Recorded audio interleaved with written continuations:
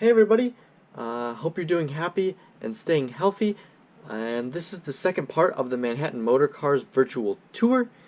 If you didn't catch the first part, I will link it below and it'll also pop up at the end of the video. So if you missed that, it might be better to watch that first, but not necessarily. So Manhattan Motorcars has two different locations of their dealership, and we toured the first one in the first video. They had the Bugatti dealership, a Lamborghini, a Porsche, and a Bentley section. And now we will be touring the second half of the dealership, which has also Lamborghini and Bentley again, as well as Rolls-Royce and Koenigsegg. So let's jump right into it.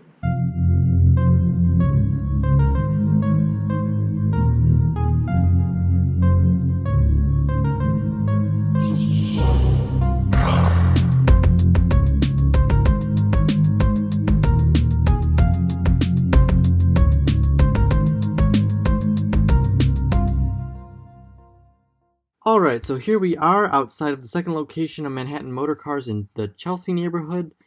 As you can see here, we have a Rolls-Royce Cullinan, which is pretty cool.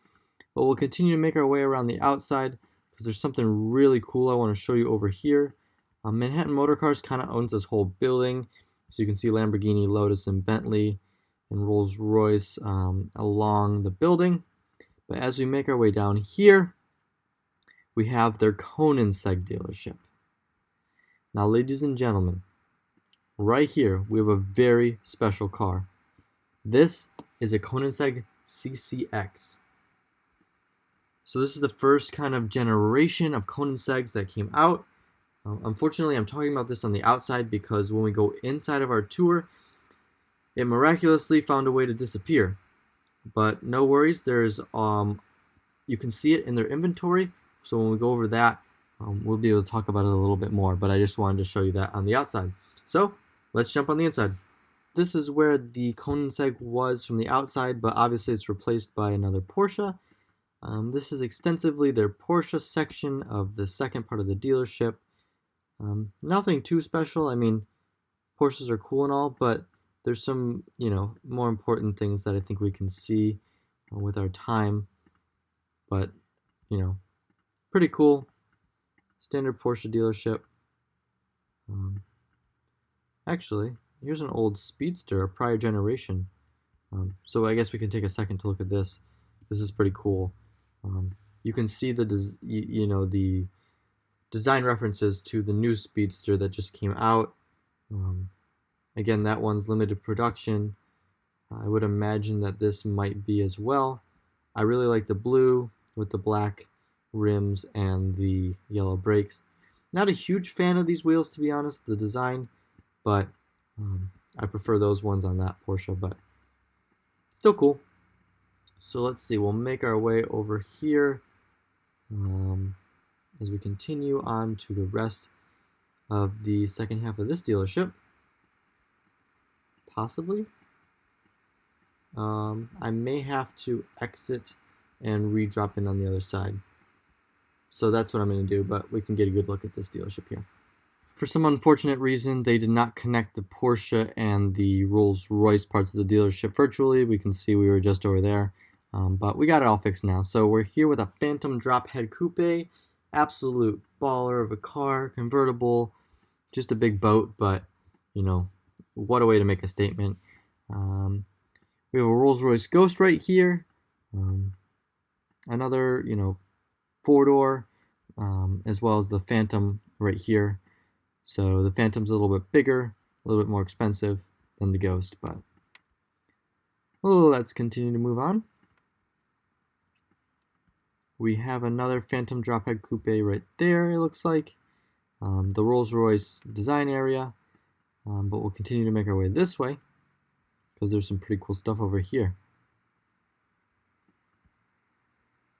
So we have another Bentley Continental convertible. This is the older one, previous generation to the previous generations, so they've actually made two generations since then.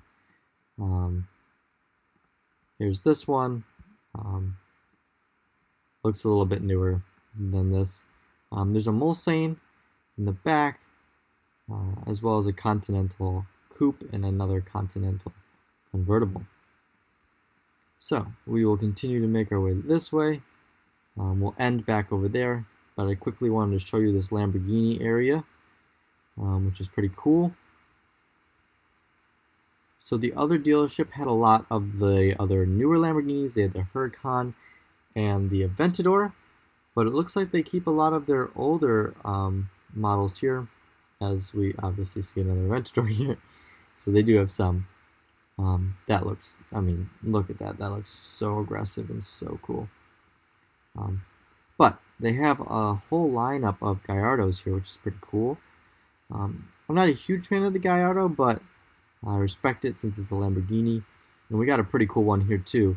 It's the Gallardo Superleggera.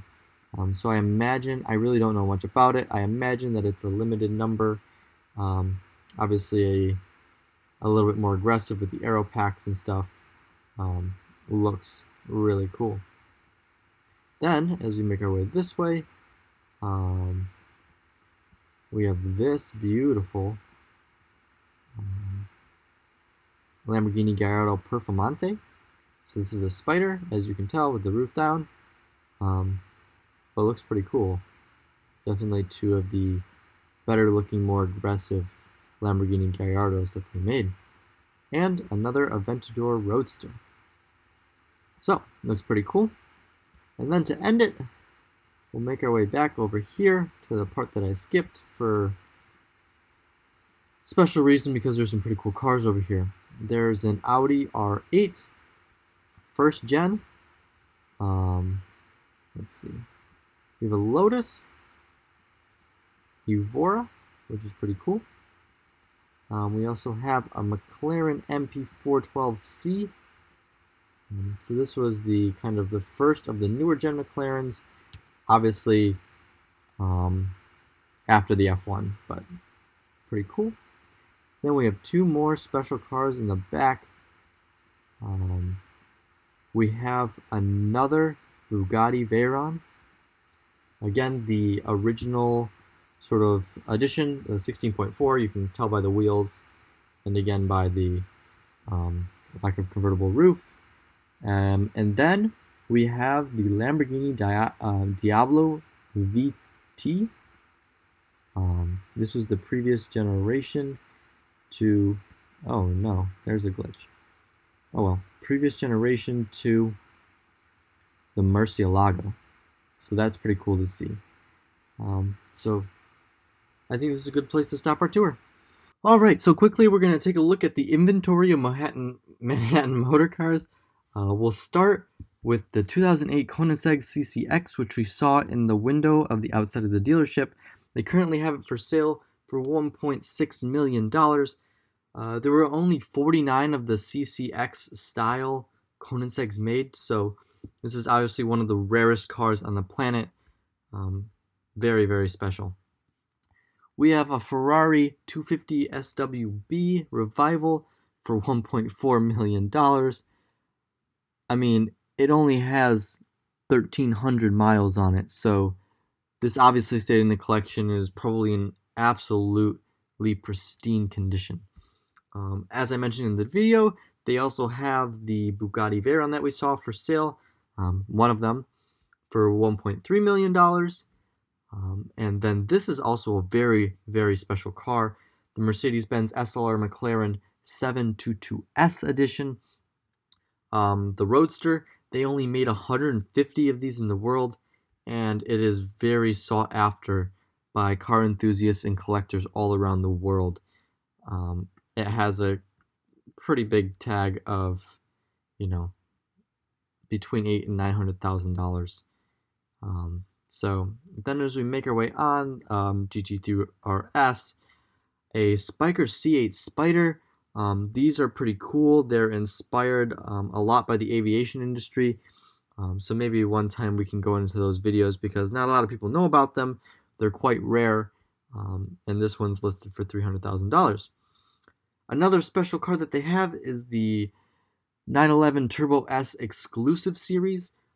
So this was a special edition Porsche, made by Porsche, and they only made 500 of them for the entire world. I actually had the pleasure of seeing one of these in person at a car show, but at the time, I really had no idea how special it was, so I kind of kicked myself looking back that I didn't take more time to enjoy it.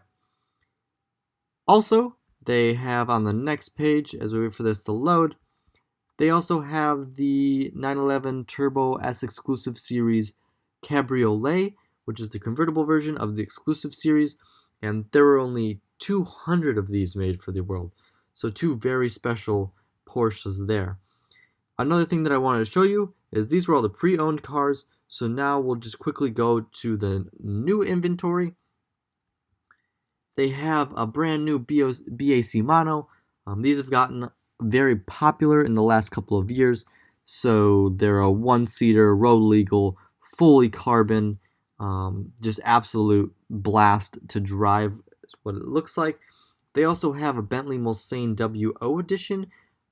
As we can see here, it's only one of 100 in the entire world. So that's pretty cool if you're into those exclusive Bentleys.